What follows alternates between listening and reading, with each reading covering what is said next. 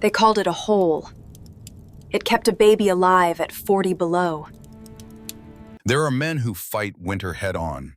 They stack wood higher, they build walls thicker, they throw more fuel at the fire and call it preparation. And for most winters in most valleys, in most parts of the northern country, that works well enough. The fire is stronger than the cold. The wood runs out after the cold breaks, and in the spring you rebuild what the season damaged, and you do it all again the following autumn. But the winter of 1931 was not most winters.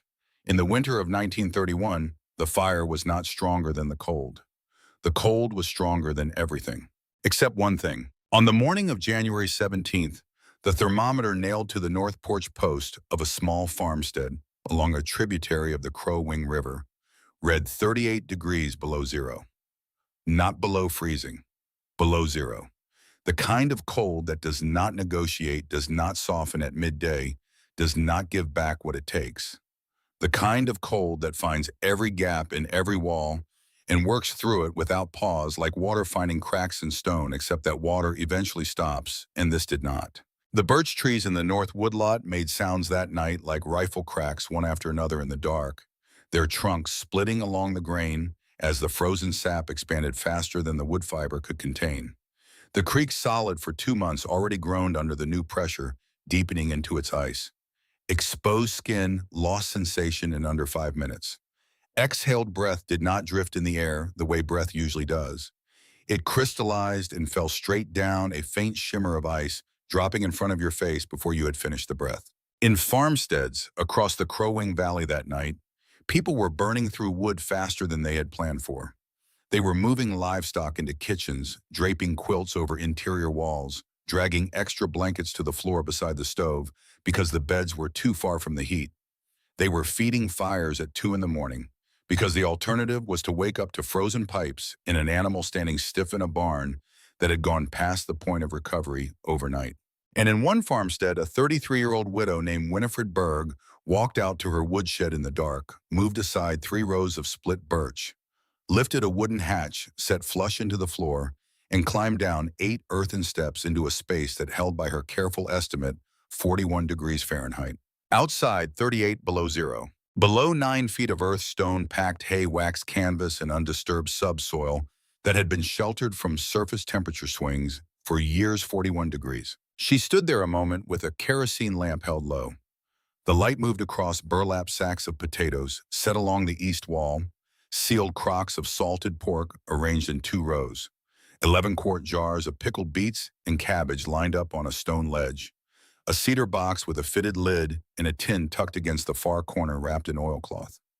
Everything she had placed here in September was exactly as she had left it, dry, firm, untouched by the cold that was at that moment splitting trees and driving the water out of every inadequate root cellar in the valley. She set the lamp down on the floor and pressed her bare palm flat against the stone wall. Fingers spread, she held it there and felt what was underneath, not cold, not warmth, but the slow, steady resistance of material that had been storing what the earth gave it since summer and was not finished giving it back. The stone was cool, not cold. There is a difference that matters, and she had learned it from a man who had pressed his own hand against a wall, just like this one, in a root cellar dug into a hillside in Telemark, Norway, when she was 9 years old and still young enough to file a lesson away without needing to use it right away. To understand what Winifred Berg built beneath that woodshed and why it held when everything else in the valley failed, you have to go back to the beginning. Not the winter of 1931, not even the autumn of 1929, when she broke the first ground with a long-handled spade while the September light was still good and her husband had been dead less than 3 months. You have to go back further than that, to a hillside in Norway and a father who understood what the ground remembers. Winifred Nygaard was born in Telemark in 1898. Her father, Niels Berg, was not a man who explained the world in speeches. He was a man who showed it. He believed that a thing demonstrated to a person who was paying attention would stay with them longer than a thing told to a person who was only half listening. And he was right about that, as he was right about most things that could be tested against experience. In October of 1907, when Winifred was 9 years old, Niels took her down into the storage cellar built into the hillside under the old smokehouse foundation on the family property. It was late in the month. The surface ground had already stiffened under the first serious frosts of the season. She remembered the cold biting through her wool coat as they crossed the yard, the grass white and brittle underfoot, the sky the color of pewter. She remembered not wanting to go because the air outside was cold and the cellar sounded colder still, and she was 9 and she did not yet know that cold was not the only thing an underground space could hold. Then Niels lifted the cellar door and she descended the stone steps and the air changed. It did not feel like descending into something. It felt like arriving somewhere that had been waiting. It came up to meet her face. Not warm the way a fire is warm, not the aggressive warmth of combustion, but warm the way a living thing is warm when it has been resting undisturbed for a long time. A quiet, retained warmth that had nothing to do with flame or fuel.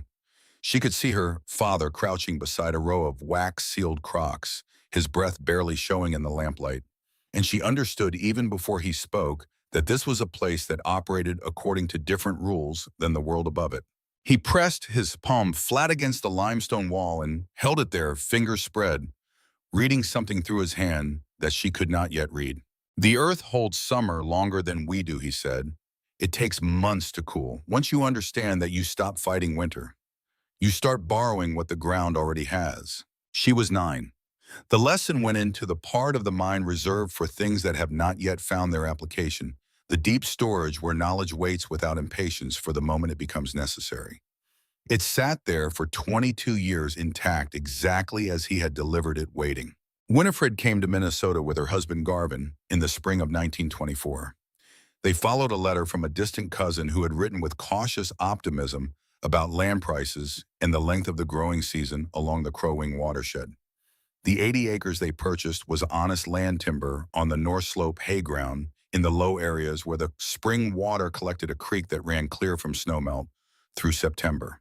The soil was black and deep in the bottom ground, and clay heavy on the slopes, the kind of land that would reward patient work. The cousin had not mentioned the winters, or if he had, Winifred had not properly understood what the word meant at that latitude, which is a different kind of not mentioning. Garvin Haug was a practical man who built well and thought carefully before he acted, and trusted what he could see and measure. In their second year, he put up the woodshed, 18 feet wide, 12 feet deep, cedar shake roof open on the south face where the wood was loaded and drawn solid on the other 3 sides, with its back wall tucked against a low northeast ridge that broke the prevailing winter wind before it reached the structure. He stacked 4 cords of birch each autumn and felt that he had done what could be done in this regard. The first winter on the property was difficult but manageable. The second was harder. The third, the winter of 1927, delivered a 3-week cold snap that drove the temperature inside their root cellar down to 22 degrees above zero and froze everything they had not managed to move closer to the house before the cold arrived. 100 pounds of potatoes reduced to dark rotted masses in their sacks. 3 crocks of pickled cabbage frozen solid and cracked. All of the dried apple stores gone. Garvin stood in the cellar doorway looking at the damage, his breath clouding in the cold air, and said what men say when a problem has just been made undeniably visible. Next year we will do this differently. That same winter, sitting by the kitchen stove on a February evening when the wind was loud against the north wall, Winifred told him about the cellar in Telemark, about her father's hand on the limestone, about the warmth that had nothing to do with fire, about what the ground holds and how long it holds it. Garvin listened the way he listened to most things, fully and without cutting her off. He was a man who gave people the courtesy of finishing. Then he said, "That is Norway, Winifred. The stone there is different. The soil is different. Here we have the birch and we know how to use it." He was not wrong about the birch. He simply could not picture, sitting by that stove on that February evening, how the work would be done in this particular soil by these particular hands. And since Winifred could not yet fully picture it either, she let the conversation close. The lesson from Telemark went back into its storage. It would wait. Garvin died in the summer of 1929. A ruptured appendix. 4 days from the first real pain to the last breath, and the doctor who arrived on the 3rd day was 1 day too late for anything beyond the record. He was 34 years old. Winifred was 31. The 4 days had their own particular quality that she would never fully describe to anyone afterward, not because the words did not exist, but because describing them would require handing them over, and there were things she needed to keep. On the first day, she had thought it was an ordinary stomach complaint, the kind that passes. On the second day, she knew it was not and rode for the doctor herself because Garvin had told her not to fuss, and she had decided not to listen to him on this one point. On the third day, the doctor arrived and did what he could, which was to tell her what was happening in accurate medical language and to sit with her through the night that followed. On the fourth day, it was over. She had no family within 1,000 miles. She had no savings to draw on after 5 years of building the property from a cleared parcel into a functioning farm. She had 80 acres, a horse named Moore, a dairy cow named Greta, 2.5 cords of split birch stacked in the shed, and a root cellar that had already demonstrated in a cold snap that was modest by local standards that it would fail her again and fail her harder when the serious cold came. She did not collapse. That is not what she did, and it is important to say so plainly. She organized the funeral and accepted the neighbors who came to sit with her and thanked each one individually when they left. Then she closed the door and went to the woodshed, which was the place Garvin had spent most of his working hours, and she sat in there alone for 3 hours among his tools and the smell of cut wood and metal and the particular stillness of a place where a person used to be. When she came back out, she had a piece of paper in her hand, and she had already written the first item on the list. The root cellar. She chose the location with the same deliberateness her father would have recognized without explanation. The back half of Garvin's woodshed. The ground beneath it had never been turned, protected from surface temperature swings by the shed floor above it. For years, the soil undisturbed and packed and holding whatever it had been holding since before the shed was built. The northeast ridge behind it broke the wind that drove cold, hardest, and fastest into unprotected structures. It was the last place anyone driving past the property would notice or question. That invisibility was not incidental. It was part of the design from the beginning. She waited until the first week of September when the surface ground was still workable, but the air already carried the particular sharpness of coming cold that anyone who has farmed the northern country learns to read. She marked a rectangle 9 feet by 14 feet in the back of the shed, moved the wood that was stacked there to the front sections, and started with a long-handled spade. She had done the calculations in Garvin's ledger the same way she did all the household calculations in the margins, where the numbers had room late at night by lamplight. How deep she needed to go to reach the stable temperature her father had described. How much stone she would need to line the walls at that depth. How many trips with the wagon to haul the stone from the creek bank. How many wheelbarrow loads of spoil to move to the hayfield hollow. She had estimated 11 days of digging, and it had taken 11 days. She had estimated 3 wagon loads of stone, and it had taken 3. The math had been exact, which was either the product of careful planning or the kind of luck that comes to people who have thought a thing through completely enough that luck and planning become indistinguishable. The first foot came up easy, dark topsoil light and loose smelling of roots in the last summer rain.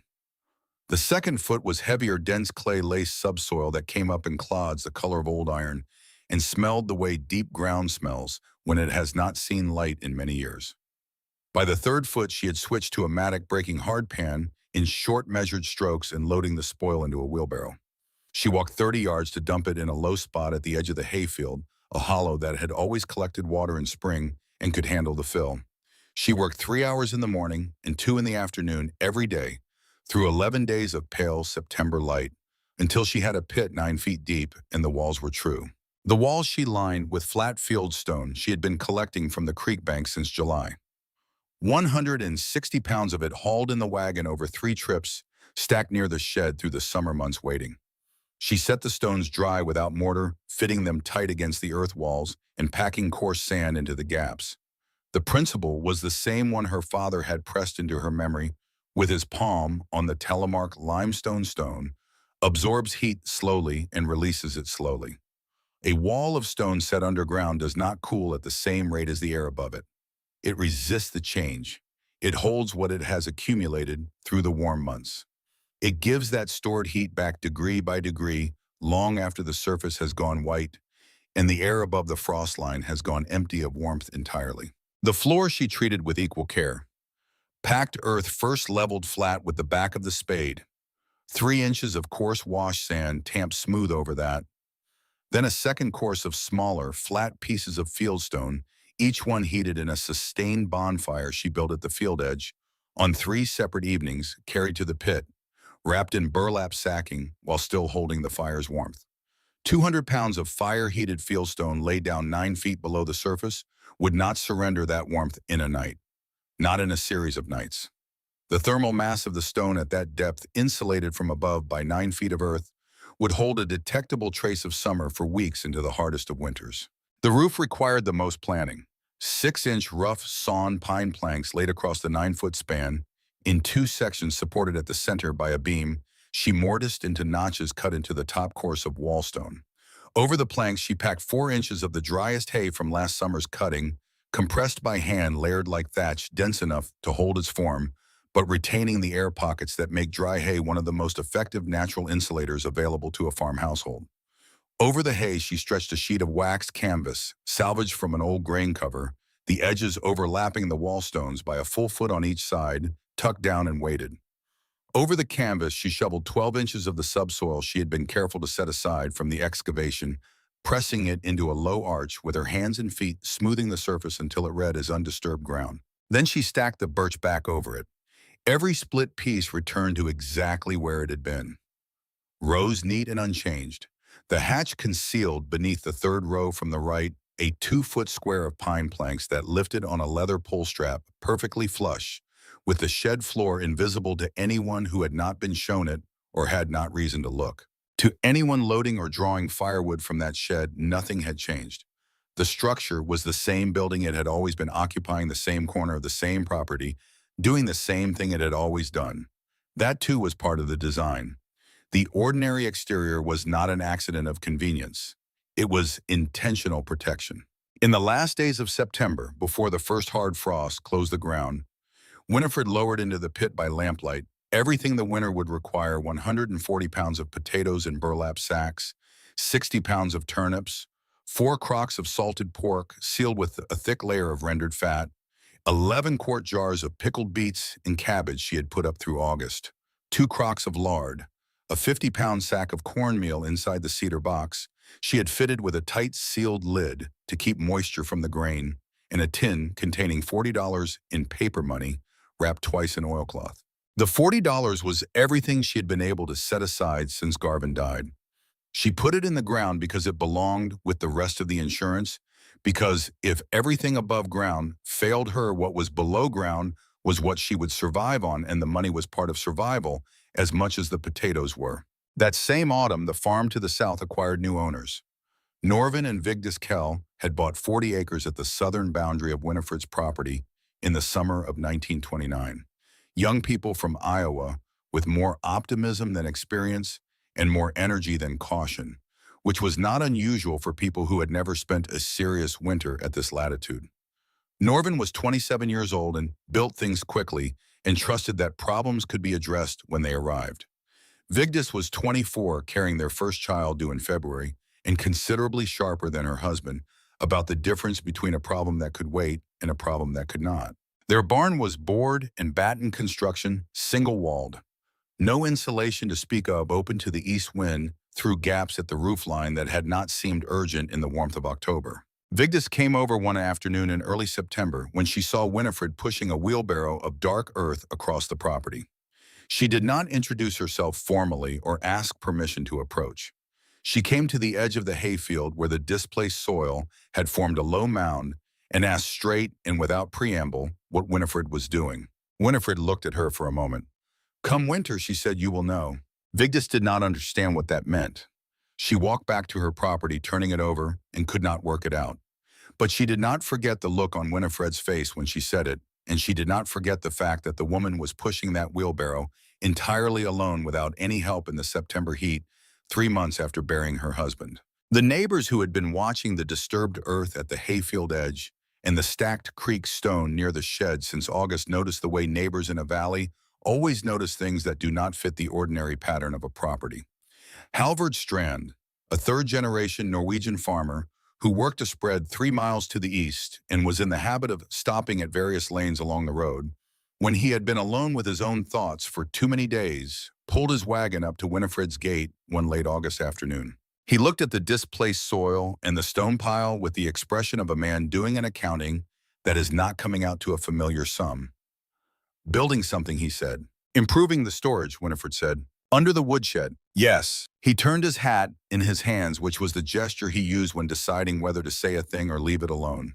He left it alone that day, clicked his horse forward, and drove on. But within 3 weeks, through the ordinary channels by which information travels in a farming valley, the general store and the feed mill, and the casual conversations at the road junction, Winifred heard that the phrase "that Berg woman and her hole" had been used at least once in a public setting. Her name was Berg, not Strand, but the error traveled faster than any correction could follow it. She heard it third hand from the woman who ran the dry goods counter, who told her with the careful neutrality of a person delivering information they have decided they would want to receive if the positions were reversed. Winifred thanked her, bought what she had come for, and drove home. On the drive back, she thought about the phrase for a while. That Berg woman and her hole? It was not unkind exactly, just the way a valley talks about the thing it does not understand yet. She had been the object of that kind of talking before when she and Garvin had tried a different rotation pattern in the North Field, and the neighbors had watched with the particular attention people pay to someone doing a thing they would not do themselves. The rotation had worked. The talking had stopped. This would follow the same path. All it required was time and a cold winter. She found she did not mind particularly. The gossip did not surprise her, and it did not wound her in the way that gossip wounds people who need the good opinion of the people around them. What she had learned in the year since Garvin died was that she did not need the good opinion. She needed the food in the ground. She needed the cow to stay healthy through February. She needed the woodshed roof to hold another season without resealing. Good opinion was pleasant to have, but it was not in the category of things that would keep her alive, and she had developed, out of necessity, a fairly clear sense of which category each thing in her life belonged to. She went back to her digging every morning and worked until the light failed every afternoon, and the pile of displaced earth at the hayfield edge grew, and the stone walls went in course by course, and the floor went down, and the roof structure went up, and the hatch was cut and fitted, and the whole thing disappeared under birch, and the ordinary surface of a woodshed that had not changed in any visible way since Garvin built it in their second year. What people saw from the road was the same building in the same corner of the same property. What sat 9 feet below that building was another matter entirely, and it belonged only to her. What she minded more was the visit from Halvard's wife. Sigrun Strand came to the dry goods counter of the general store in late September, while Winifred was buying flour and salt. Sigrun was a woman who believed that hard things said plainly were a form of respect, that the softened version of a difficult truth was a kind of condescension, and she was not entirely wrong about that. She found Winifred at the counter and spoke in the tone of a person delivering information, rather than making a judgment, which is a distinction that does not always hold up under examination. Winifred, she said, I tell you this because I am concerned about you. People are talking about what you are doing out there. They say you have not been yourself since you lost Garvin. They say the digging and the stone and all of it is not the behavior of a woman who is managing well. I am not saying they are right, but I believe you should know what is being said. Winifred paid for her flour and her salt and said that she appreciated Sigrun telling her. She walked out to her wagon and drove home. She did not feel anger at Sigrun, who was a woman of genuine goodwill operating from a genuine concern. What she felt was something that did not have a clean name, the particular loneliness of being cared for by someone who has already made the assessment that you are not managing, because that kind of care, however sincere, closes a door in the same motion that it reaches out a hand. There was nothing to argue against and no ground to defend. She simply had to outlast it. She went back to her digging that afternoon and worked until the light was gone. The visit that mattered more that summer came from a different direction entirely. In August, before Winifred had broken the first foot of ground under the woodshed, a man named Varden Fitch had come to the farm. He was 52 years old and managed First Farmers Bank in the town of Halden, 12 miles south on the main road. He wore his suit on a farm visit in August, which was the kind of detail that said something clear about how he understood the distance between himself and the people he did business with. Garvin had signed a small equipment loan with the bank in 1926. The payments had been made on time without exception. Fitch sat at the kitchen table with his ledger open and spoke in the measured, sympathetic tone of a man who has rehearsed this kind of conversation until the sympathy has become procedural, something that happens at the correct moment in the script rather than in response to the actual person across the table. Mrs. Berg, he said, with the present circumstances being what they are, the bank is obligated to revisit certain risk assumptions. A woman managing a property of this acreage alone, without a secondary income source, represents a different risk profile than the original loan was written to accommodate. The land itself is substantial collateral, and the terms of the agreement may need to reflect the current situation more accurately. Winifred looked at him across the table and said that she would continue making payments on the original schedule. Fitch nodded as though this were beside the point, which it was. He closed the ledger and stood and said he hoped the season ahead would prove manageable for her. On his way out through the yard, he paused at the gate and looked at the mound of displaced subsoil at the edge of the hayfield, then at the stacked creek stone near the shed. Building something, he said. It was the same question Halvard Strand had asked. The similarity ended precisely there. Improving the storage, Winifred said. Fitch looked at the shed for a moment, with the expression of a man filing information he does not yet know how to use. He took a small leather notebook from his coat pocket and made a notation in it without explaining what the notation was. Then he put the notebook away, thanked her for her time, and drove back south toward Halden. Winifred stood in the yard and watched him go. She did not know what he had written. She knew with certainty that it was not nothing. She stood there for a moment after the dust of his wagon had settled back onto the road, looking at the property the way a person looks at something they are being told might not belong to them much longer. The 80 acres, the timber on the north slope that Garvin had never gotten to properly manage but had planned for. The bottom ground that flooded in spring and grew the heaviest hay in July. The creek that ran clear until October. The shed where he had spent his mornings. She had not come to Minnesota to be managed out of it by a man in a suit who had decided in advance what the outcome should be. She went back to her digging. On December 8th, with the thermometer reading 14 below zero on the north porch post, Winifred walked to the woodshed before noon and performed the first real test of what she had built. She moved the third row of birch aside, lifted the hatch, and went down the 8 earthen steps with a lamp. She held her bare hand up at chest height in the air of the pit and waited. 41 degrees, possibly 42. Outside on the porch of the farmhouse she had shared with Garvin, 14 below zero. 9 feet underground, under 9 feet of earth and stone and packed hay and waxed canvas and undisturbed soil, 41 degrees. She stood there and let herself be still for a moment. The lamplight reached the crocks and the balls in the cider box and the burlap sacks, and all of it was exactly as she had placed it. The potatoes were firm and dry. The lard was solid but workable. The jars were uncracked, the seals intact, the cabbage still giving off that faint, clean, sour smell of good preservation. She pressed her palm flat against the stone wall, fingers spread the way her father had done in the Telemark cellar 24 years before. The stone was cool under her hand, not cold. The difference mattered. She stood in that coolness and let herself think about Garvin. About the evening by the stove in the winter of 1927, when she had told him about her father's cellar, and he had listened fully, and then said with the quiet certainty of a practical man who trusts what he can measure, that is Norway Winifred. The stone there is different. He had meant it kindly. That was the thing she had to hold on to. He had meant it kindly, the way all his corrections were meant from a place of wanting to protect her from a project that would cost labor and time and might not work.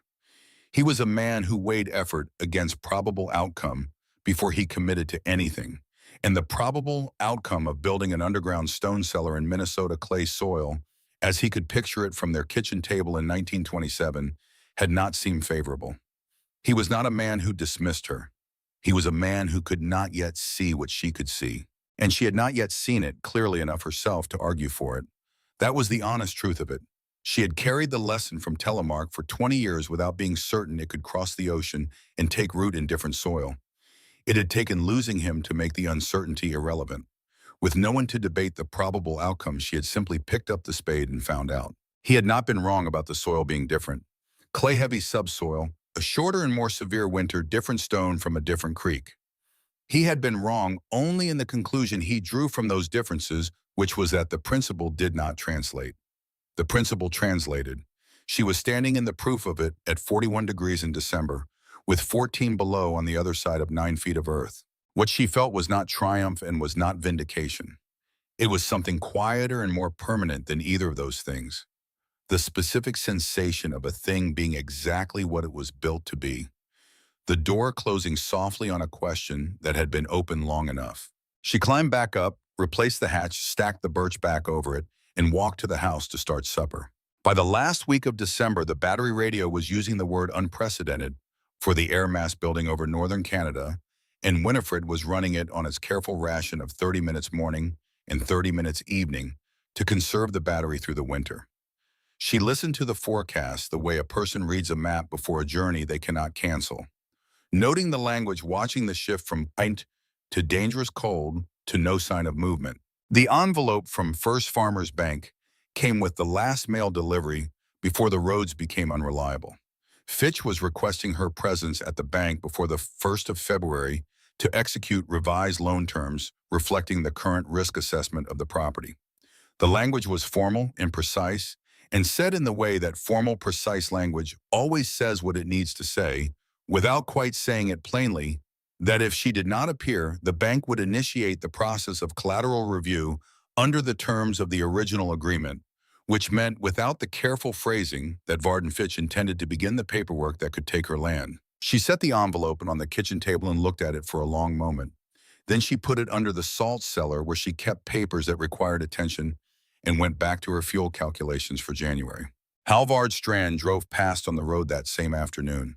He glanced toward the property, saw the woodshed with its ordinary ridge of packed snow, the birch stacked in its usual rows, unremarkable in every visible way, and said to his son Jeb, who was riding with him, that the Berg woman had 4 cords put up, same as everybody else, and would get through the same as everybody else. He did not know about the hatch under the 3rd row.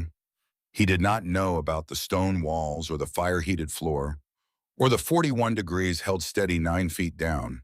He had no reason to know any of it. But he would. The temperature dropped to 29 below on the morning of January 14th and did not recover during the day. By the evening, it was 33 below. By the 17th, it was 38 below, and the radio had stopped offering any specific timeline for when the high-pressure system would release. The forecast language had simplified to something that was almost honest in its lack of precision. It was simply colder. 3 things were coming that Halvard Strand did not know about, that Varden Fitch had not calculated for, that nobody in the valley had prepared for except one woman. The cold was the first thing. The second was on its way from 12 miles south, riding in a county wagon with a sealed envelope. The third was a knock on a door at night from a woman with nowhere left to go and a child nearly ready to arrive. That is where the next part of this story begins. The cold did not deepen the way a storm does. There was no wind event, no dramatic precipitation, no single night of historic drop that people could point to afterward and say that was the moment. It simply pressed down night after night, each morning's thermometer, reading lower than the one before, the numbers accumulating into something that stopped being weather and started being geology, something that felt less temporary than any particular season had a right to feel. By the 5th day of the cold snap, January 19th, the Crow Wing Valley had gone quiet in the particular way that serious cold makes things quiet. Animals stayed inside. Smoke rose straight from chimneys with no wind to bend it. The road between farms lay empty. Every family in that valley was doing the arithmetic of emergency, not the ideal calculation, but the sufficient one. How much wood is left? How many days can we hold? What do we give up if this does not break before the end of the month? The Lindquist family to the north had already moved their milk cow into the kitchen, which kept the animal alive but filled the house with the smell and the warmth and the particular restlessness of a large animal in a space that was not designed for it.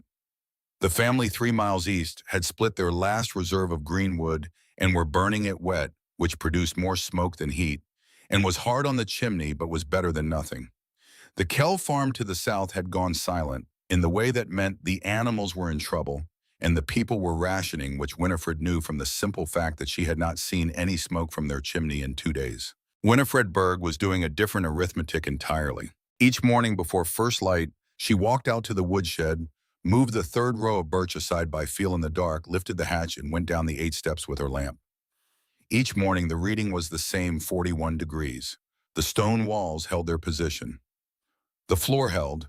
The crocks and jars and sacks sat in the same arrangement she had placed them in September, undisturbed and unchanged, as though the world above the hatch were of no particular relevance to what was happening below it. She allowed herself nothing more than the observation.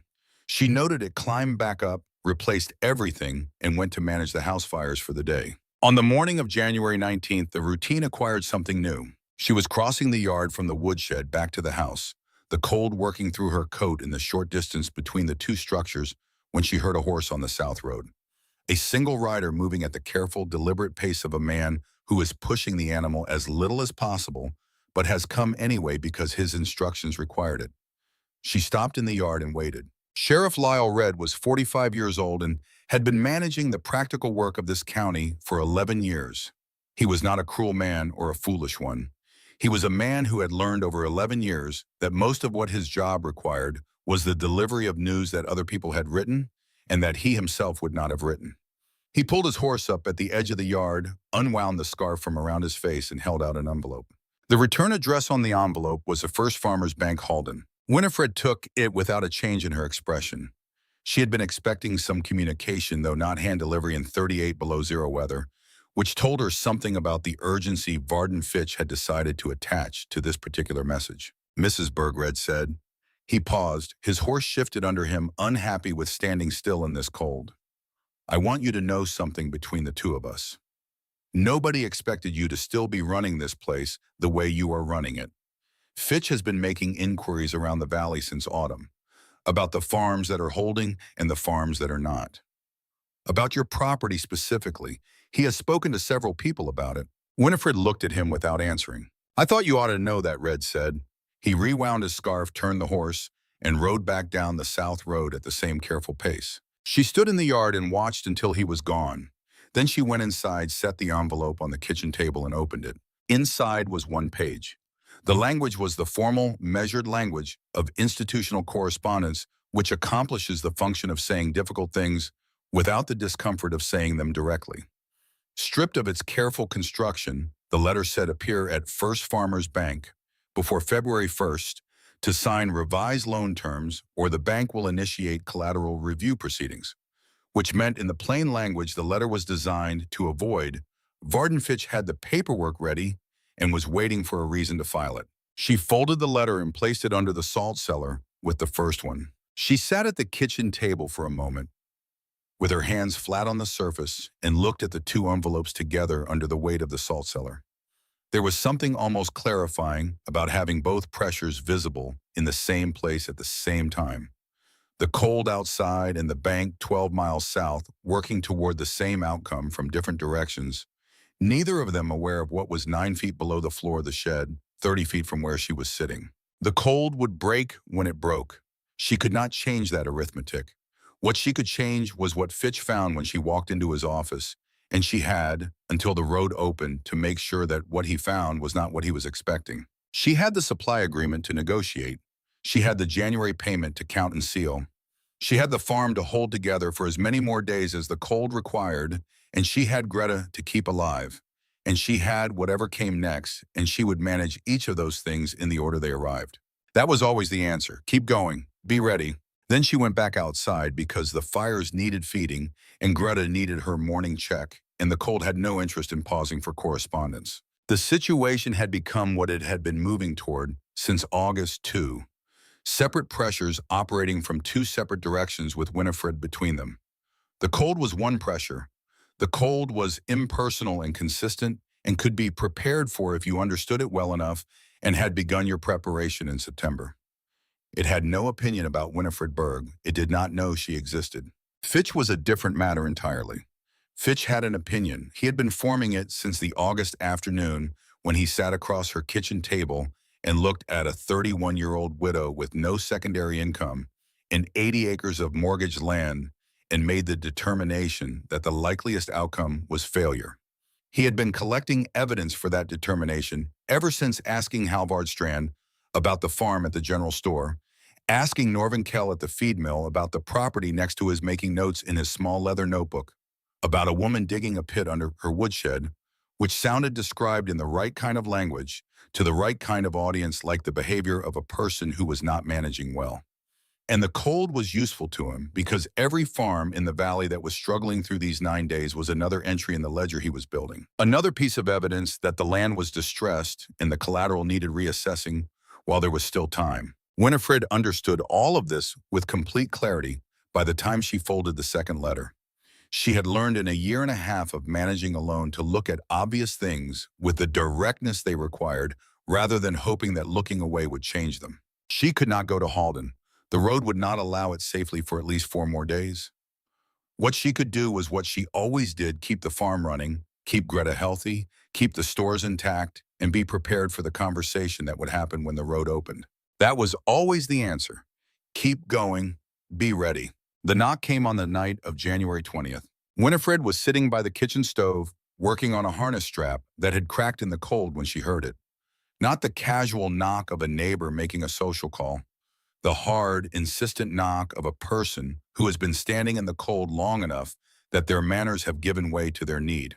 She opened the door. Vigdis Kell was standing on the porch in a coat that was not warm enough for this weather and had probably not been adequate for any of the past 5 days. She had one hand pressed flat against the doorframe and the other arm folded across the underside of her belly, which was 8 months full and heavy, in the particular way of a child that is nearly ready.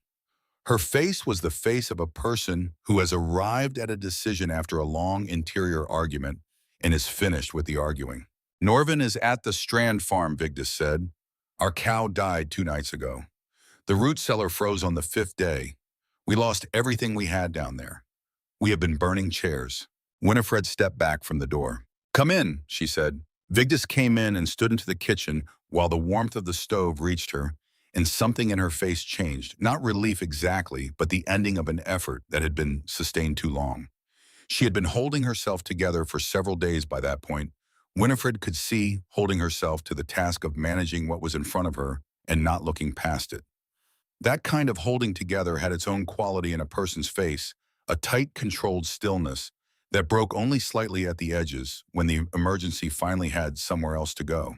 Winifred put water on for heat and got a blanket from the hallway chest and did not talk at Vigdis in the way that people sometimes talk at a person in difficulty filling the space with words, because silence feels like indifference.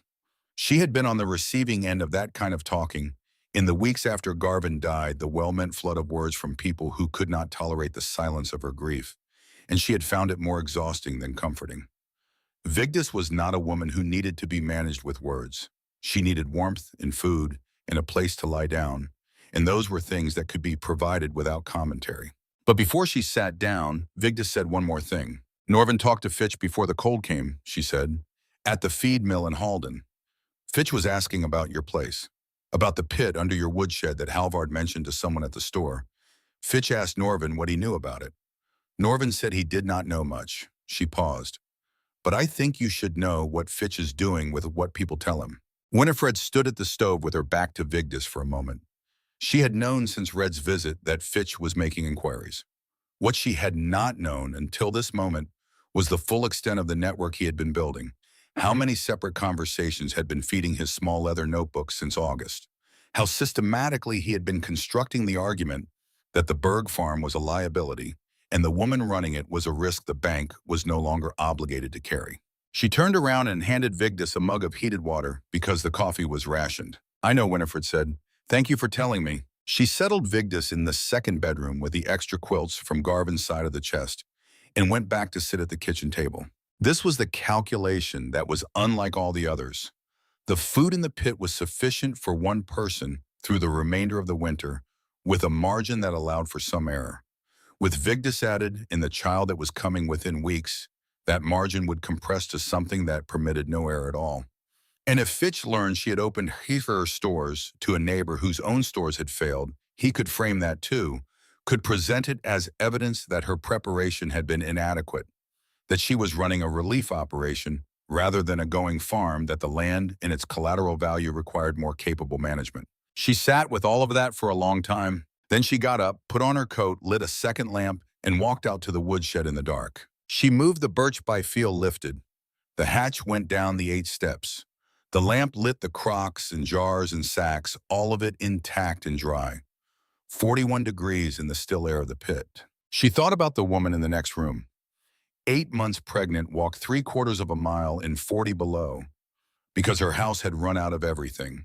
The child that was coming, who had not asked to arrive in the coldest January on record. Her father in the telemark cellar, his hand on the stone, telling her that the ground gives back what it has been given. If this cannot be used to keep a woman and her child alive through 9 days of record cold, Winifred thought, then what was any of it for? She went back inside, warmed 2 jars of pickled cabbage on the stove, cut bread, and carried a tray to the bedroom. Vigdis looked at the food and then at Winifred. Your stores are fine, she said. It was not a question. Yes, Winifred said. How Vigdis said. Winifred sat on the edge of the bed. She told her the shape of it, not the technical construction she had worked out with her own hands over 11 days in September, but the fact and the result of it. 9 feet down, stone walls, a floor laid with rock that had been fire heated before burial. The woodshed above unchanged, looking exactly as it had always looked. Vigdis was quiet while she ate. Then you built this after Garvin died? Yes. By yourself? Yes. Vigdis looked at the wall for a moment. How long has it held? She said. Since December it has read 41 degrees, Winifred said. Tonight it is 38 below outside. Vigdis closed her eyes briefly. Then she said Norvin is going to want to build one of these. Winifred allowed herself something that was nearly a smile. Go to sleep, she said. The morning of January 21st was the 8th day of the cold snap, and the temperature had dropped 2 more degrees overnight to 40 below. The radio offered nothing new. The high-pressure system was stationary. Winifred was in the barn before the sky had lightened. She had been checking Greta 3 times daily since the snap began. Extra hay. At first light, a bucket of warmed water carried from the kitchen range at midday, close attention to the animal's posture and breath pattern. Greta was a mature dairy cow that had come through 4 Minnesota winters on this property with good condition each time. For ordinary cold, the barn was sufficient. This was no longer ordinary cold. She opened the barn door and felt it before she saw the thermometer. Not the temperature itself, which the body takes a moment to register, but the quality of the air inside, dense and still, in the way that is not peaceful. The thermometer on the center post read 9 degrees above zero. Greta stood at the far wall with her head lowered, breathing in shallow, controlled pulls, her weight distributed forward onto her front legs. The water in the trough had frozen solid through the night, despite the wooden block Winifred kept floating in it to slow the freeze.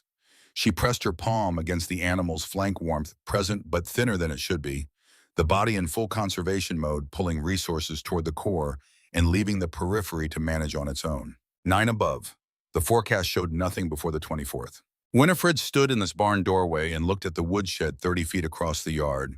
She looked at the 4-foot gap between the east wall of the barn and the west wall of the shed, the space she and Garvin had talked about bridging, with a covered passage the way some of the older farms in the valley had done, a conversation that had surfaced twice over the years and been set aside both times because something else was always more immediate. Nothing was more immediate now. She could not put a fire inside a board and batten structure without risking the building. What she had available was in the shed rafters and the hayloft and the tool corner, and she had perhaps 20 minutes before Greta's condition moved past the point where a passive intervention would be enough. She worked fast. 2 hay bales from the loft unwired and opened into dense, loose mass. The remaining piece of wax canvas, 12 feet long, salvaged from the grain cover the previous autumn. 4 lengths of rough sawn 2x6 she had been keeping in the shed rafters for a project she had not yet started. A spool of baling wire, a hammer, a box of nails. She built a wind barrier across the 4-foot gap between the 2 structures. The opened hay bales compressed to fill the gap's width, the canvas stretched over and around them, and nailed firmly into the wood of both walls. The boards braced diagonally against the flat, sustained gusts that came around the north end of the ridge. It took 1 hour and 20 minutes. Her fingers went numb twice in that time. Both times she stopped and pressed them against Greta's neck, standing with her cheek against the animal's side and waiting for the feeling to return, listening to the breathing that told her the cow was still working. What she was doing was not complicated in concept. She was not heating the barn, which was beyond what she had available. She was closing the channel that the wind had been using as a funnel, the gap that had been continuously stripping the warmth that Greta's body generated faster than the body could replace it. Every degree of heat loss prevented was a degree that did not need to be recovered. This was a principle she had been applying in one form or another since September of 1929, that the most effective intervention was often the one that stopped a loss rather than attempted a gain. She could not add warmth to the barn from outside. She could stop the cold from taking what warmth was already there. She could not fight the cold directly. She could borrow the ground's stored heat and place herself and her food supply below the frost line where the cold had less reach. The applications were different. The underlying logic was the same. She pressed her fingers against Greta's neck again and felt the pulse steady and present. The cow was still in this. Winifred needed to make sure the intervention was complete before she stopped.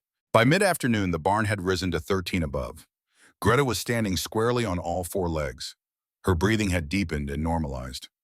Winifred brought 2 buckets of hot water from the range, walking quickly with her arms wrapped around both of them to hold the heat during the crossing, and Greta drank both in long, steady pulls. By evening, the barn was holding at 14 above, and Greta had moved to the hay rack on her own initiative. Winifred went inside and allowed herself 5 hours of sleep, which was more than she had managed in 3 days. She came awake before dawn on January 22nd to the sound of Vigdis moving in the second bedroom. She lay still for a moment and listened. The sound had a different quality from the sound of someone adjusting blankets or getting up for water. It had effort in it, rhythm, the quality of work that is being done. She got up. Vigdis was sitting on the edge of the bed in the lamplight with both hands flat on her knees, breathing deliberately through her teeth. The baby was coming. By Vigdis's calculation, 2 weeks early. There was no doctor reachable. The road was not passable. Norvin was at the Strand farm 3 miles to the northeast, unreachable, in 40 below and dark. Winifred had never brought a child into the world by herself, but she had been present for one delivery years before in Norway, in a neighbor's farmhouse, a long winter night, where the older women had directed everything and the younger women had carried out the work. She had been 17 years old and had not thought about it since that night. She thought about it now with complete focus. She built the kitchen fire up hard and set every pot of water she had to heat. She brought all the clean cloth she could find from the hallway chest. She moved the kitchen table flush against the wall to open the floor space and position the lamp for the best possible light, and sat down beside Vigdis and said without anything extra around it, "We are going to do this, and you need to do what your body is telling you to do, and I will handle the rest." Vigdis looked at her with the expression of a person who does not have the space to doubt the only person present. "All right," she said. The child came in this last darkness before first light in the kitchen of Winifred Berg's farmhouse on the morning of January 22nd, 1931, with the temperature outside at 38 degrees below zero and the lamp burning steady on the sill. A girl, healthy. She announced herself immediately and at volume. Winifred wrapped her in the flannel she had worn by the stove and placed her against Vigdis's chest. Vigdis held her with the absolute focused attention of a woman who has just completed the hardest work of her life and is looking at what the work was for. Winifred stepped back from the bed. She stood in the kitchen and listened to the baby, the creak of the house timbers in the cold, the fire steady in the stove. Then she remembered Greta. She had not checked the barn since the previous evening. She put on her coat and crossed the yard in the dark, in the cold, and opened the barn door. 14 degrees. Greta standing normally, breathing even, the wind barrier holding across the gap. Winifred stood in this barn doorway and looked back across the yard at the kitchen window. The lamp on the sill, the rectangle of warmth visible from outside. She had put food 9 feet underground and kept it intact through 9 days of the worst cold the valley had recorded.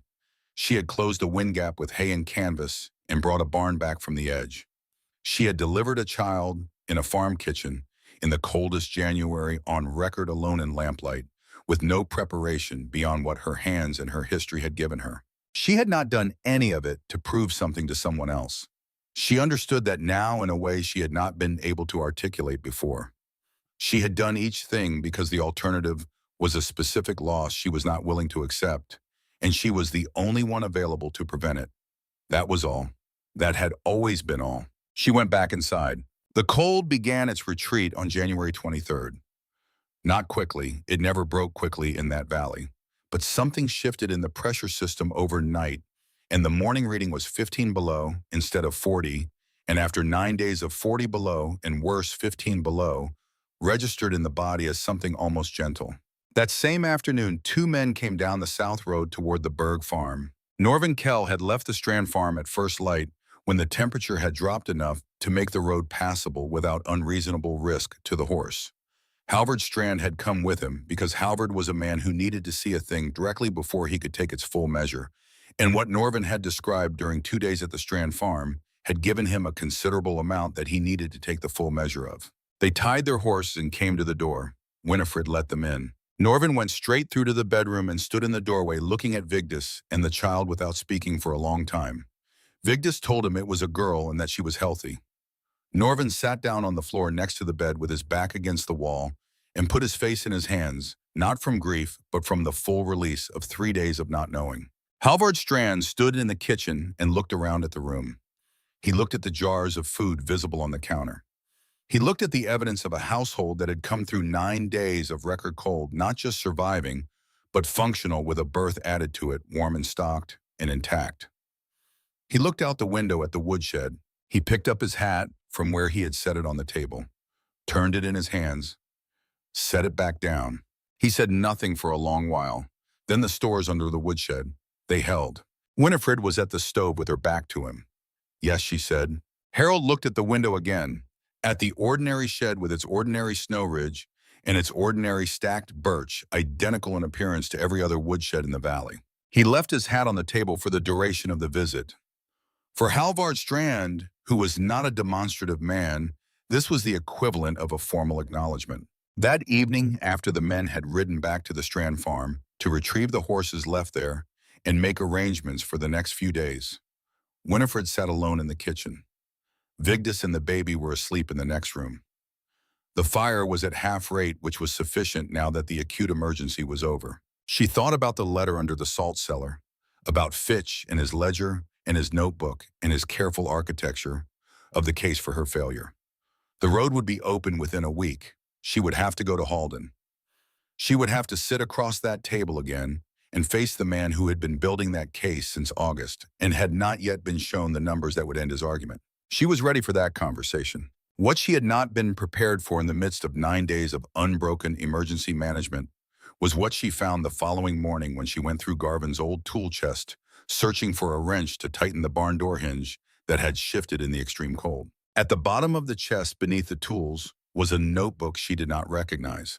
Not Garvin's main farm ledger, which she had taken over for household accounts after he died. Smaller than that, the pocket size he had used when he was working something out in his head and needed to put it on paper to think clearly. She opened it. Most of the entries were the ordinary entries of a man running farm measurement seed quantities, notes about the fence on the north boundary, observations about soil, drainage in the low field.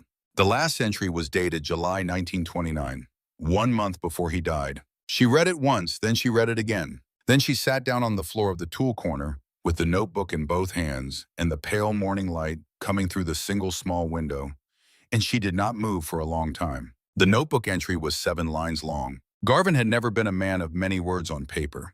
His ledger entries were numbers and measurements and brief weather notations.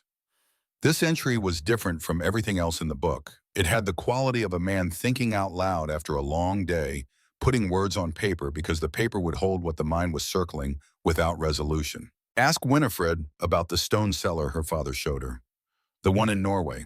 She brought it up again last week when we were talking about the root cellar problem. I said the wrong thing when she first told me about it 2 years ago. I said the ground here is different. I am not certain that is true. I think I said it because I could not picture how we would do the work, but she could probably picture it. She usually can. Worth asking. Might be worth trying. That was all he had written. He had changed his mind. He had been turning it over for 2 years in the quiet way he turned things over, the way he arrived at most of his decisions without announcement, without drama, and he had reached the same place she had reached, and he had written it down in July of 1929 with the intention of bringing it up, and then the appendix had ended the time he had left before he found the moment. Winifred sat on the floor of the tool corner with the morning light on her face and let herself feel the full and particular weight of what she was holding. Not the loss itself. She had been living inside the dimensions of that loss for a year and a half and knew them with the intimacy of something that has become part of the structure of daily life. This was something different from the loss. This was the grief of a conversation that was ready to happen and never did. The two of them moving along separate paths toward the same conclusion and never arriving in the same room at the same time to compare notes. She had spent a year and a half drawing a kind of sustenance from the belief that she had done the thing Garvin could not imagine. Not pride exactly, but the quiet sufficiency of a person who has demonstrated something in the absence of anyone who needed convincing. That version of the story had kept her company through the long months of building and digging and stacking and waiting. Now she was holding the evidence that he had imagined it, that he had been ready to ask. She sat there until her knees ached from the floor and the morning shadows had shifted across the yard outside the window. She thought about Garvin sitting somewhere in the summer of 1929, 1 month before his body failed him without warning, with this notebook open on his knee, working through the quiet revision of an opinion he had stated too quickly 2 winters earlier. He would have approached it the way he approached every revision, without announcement, without drama, turning it over in the evenings until he was certain then, looking for the right moment to bring it up. He was a man who did not take back things he had said in the same breath he said them. He waited until he was sure. He had been sure by July. He had written it down so he would not lose the thought before he found the moment. He had not found the moment. Winifred sat on the floor of the tool corner in the pale morning light and thought about all the ordinary days between July 1929 and the first day he had complained of pain in his side. Days when they had eaten meals together and talked about the fence line and the hay yield and the price of seed. Days when either of them could have said, "I have been thinking about that cellar." Days that had passed without it because there had always seemed to be more days coming. She put the notebook in her coat pocket, went inside, checked on Vigdis and the baby, and made breakfast. She did not tell anyone about the notebook that day or the next. It was hers for now. She needed it to be hers for a while before it became part of anything else. The cold finished releasing its grip over the following days in the reluctant way of that valley in that month. By January 25th, the temperature was back to single digits above zero. By the 28th, the main road south was passable by wagon. She told Vigdis she was going to Halden on business and would be back by afternoon. Vigdis, who was 5 days past giving birth and operating at full acuity, looked at her and said the bank. "Yes," Winifred said. "Do you want Norvin to go with you?" Number. Vigdis settled the baby against her shoulder and said, "Come back with good news." Winifred drove the 12 miles to Halden on roads rough with frozen ruts, passing 2 farms where she could see from the wagon the particular stillnesses of a property that had taken damage in the cold snap and had not yet begun its accounting. She noted them and kept going. She had her own accounting to complete. First Farmers Bank occupied the most solid building on Halden's main street. Winifred tied more at the post, carried her envelope inside, and told the woman at the front desk that she was there to see Mr. Fitch on the matter of the Berg Farm loan. She did not have a scheduled appointment. She had driven 12 miles in January, and she was not leaving without the conversation. Fitch came out after 10 minutes in his suit and his expression of careful neutrality. He led her to his office, opened the file with her name on the tab, and began with the language of the letter: revised terms, adjusted risk assessment, current conditions in the valley.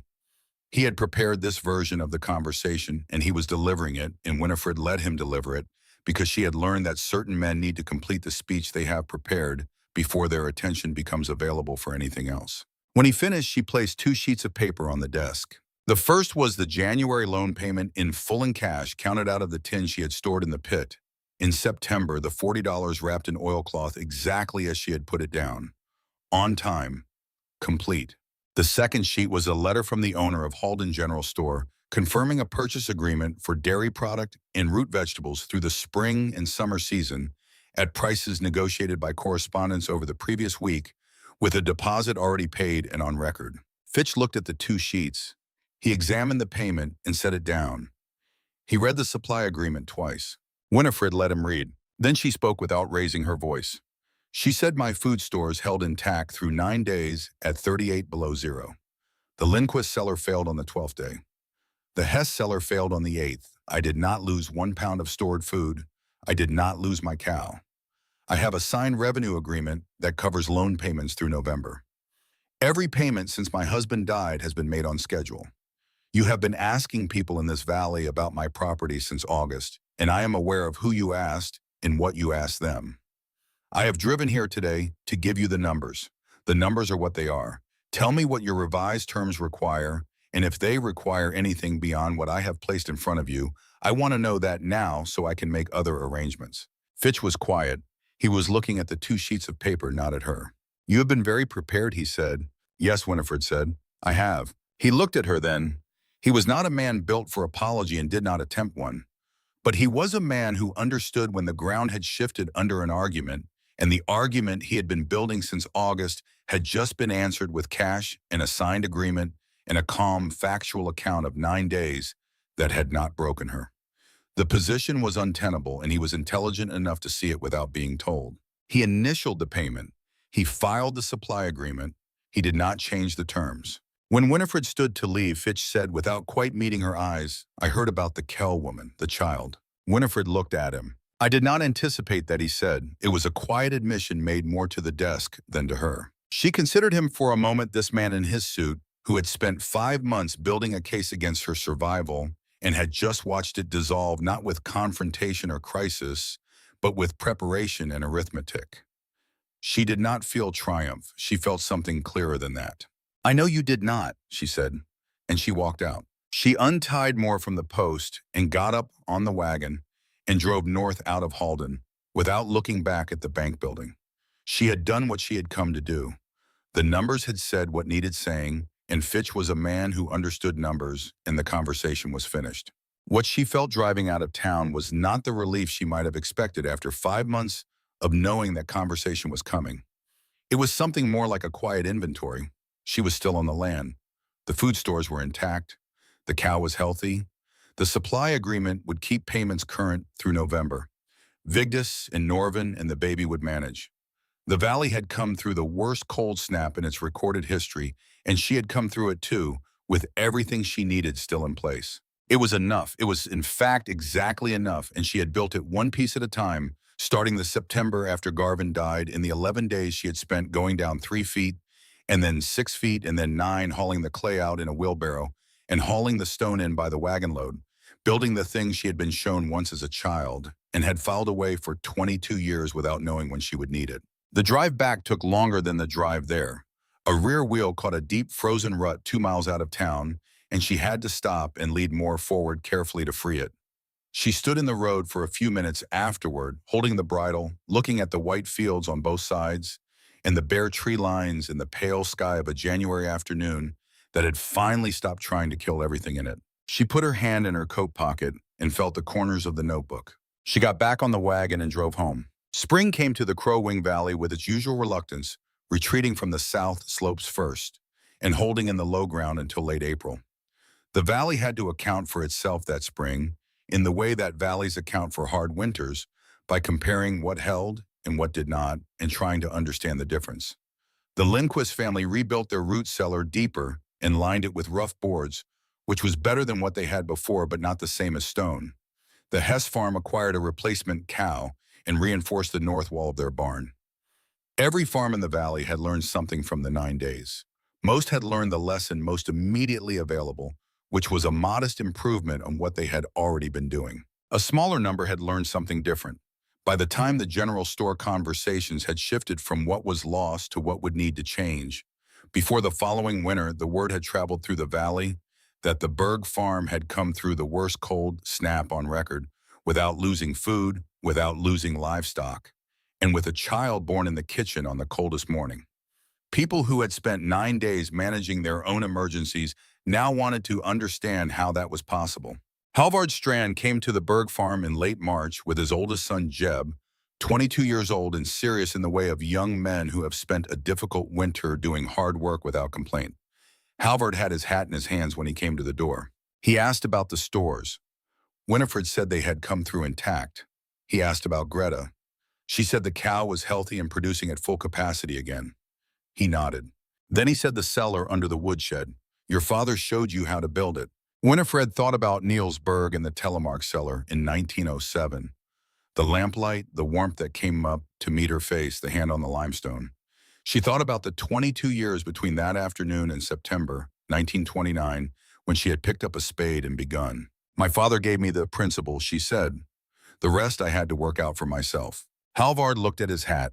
He was a man who did not over-explain or over-apologize. Could you show us, he said, Jeb and me. We want to build one. Under the south end of the equipment shed. The ground there has not been turned, and the ridge behind it runs northeast. You have read the land correctly, Winifred said. She took the afternoon with them. She started with site selection because that was where the most consequential mistakes were made, and a wrong location could not be corrected by good construction above it.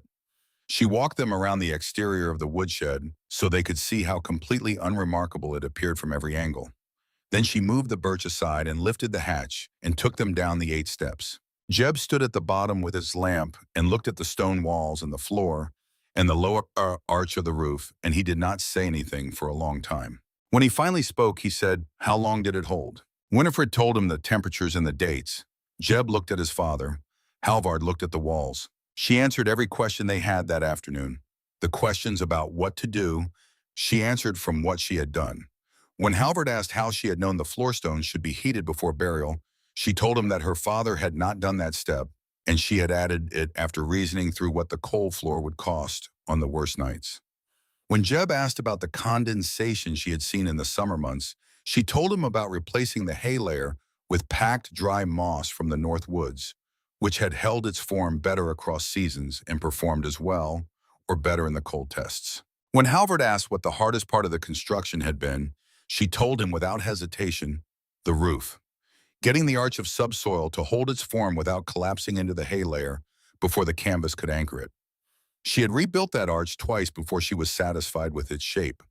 Once the canvas went over it and the soil weight settled, the structure had held, but those 2 rebuilds had cost her most of a day and reminded her that the design was not forgiving of shortcuts in the final layer.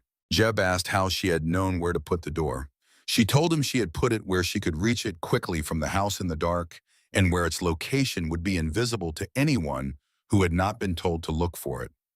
Both conditions mattered equally. They stayed until the light failed. Halvard had brought paper and Jeb had a pencil, and between them they recorded what they needed.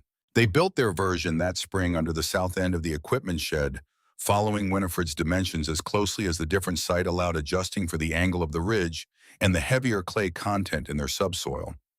It held through the following winter without difficulty.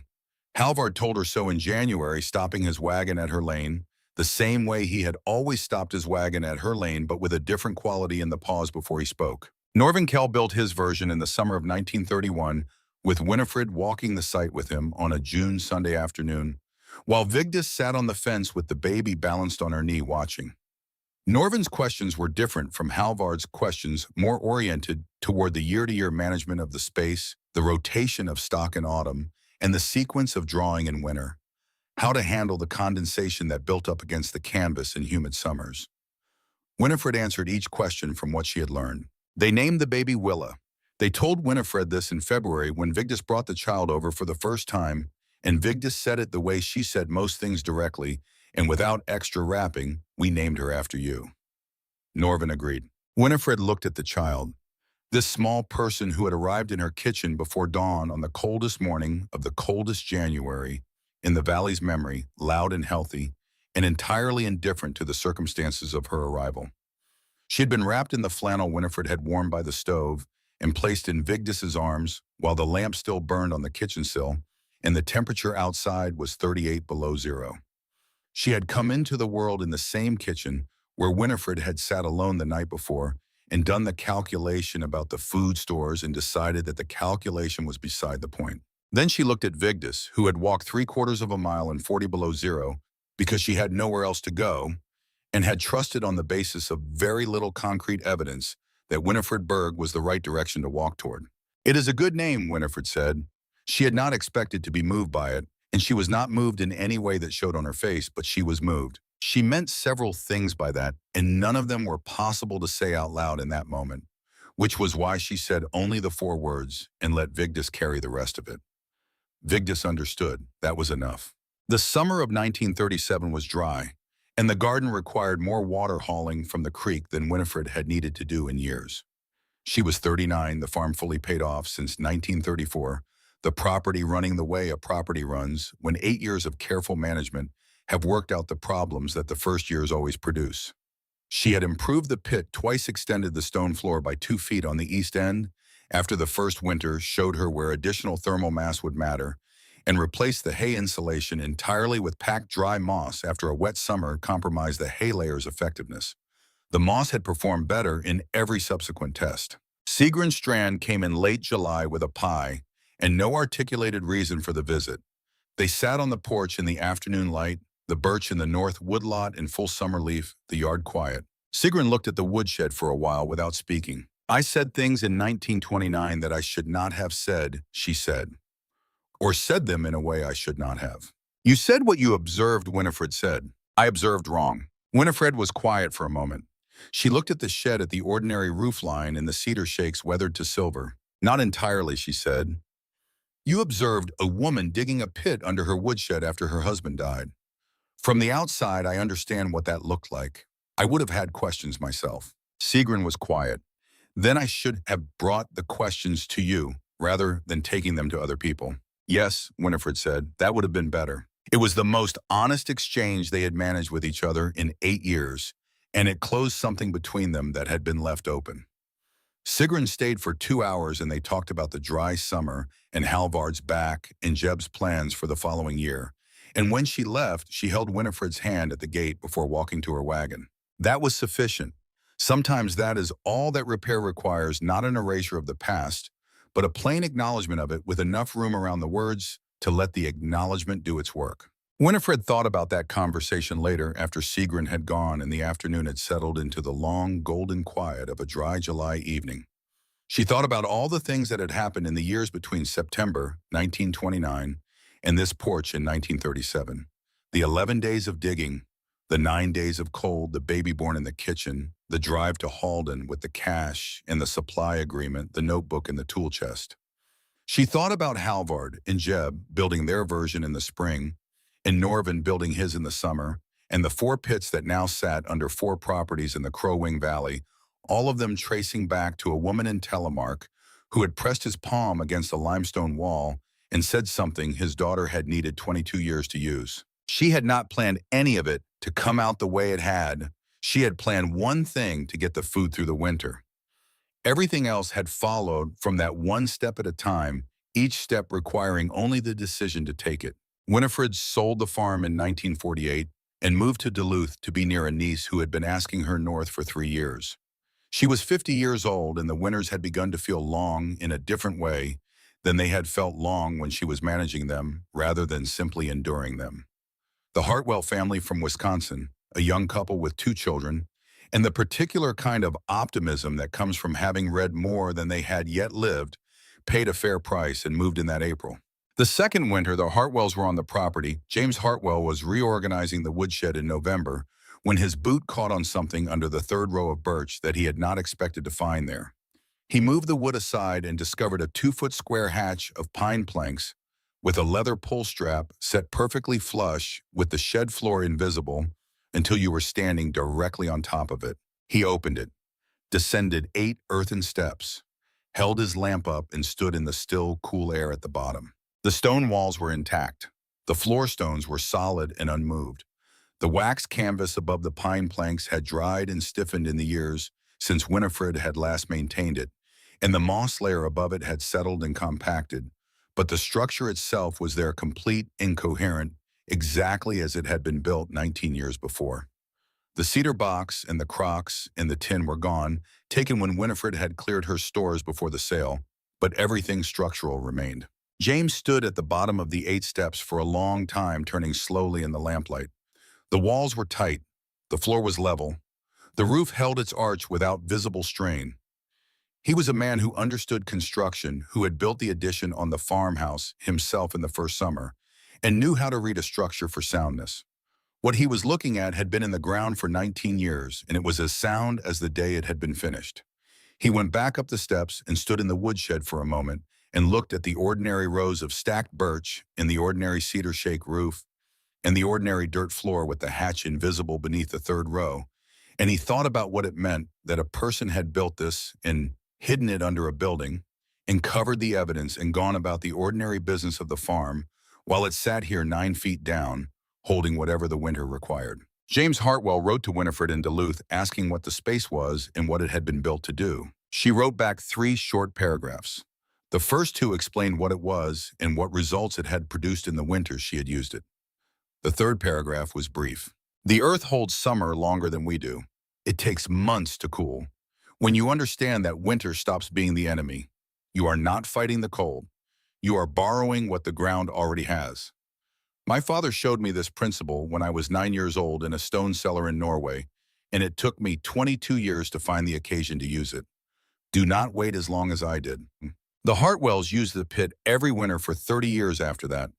They repaired the canvas and replaced the moss and extended the stone shelf along the east wall, each modification following logically from the one before it, each one building on what Winifred had worked out with a mattock in a wheelbarrow and 11 days of September labor in 1929.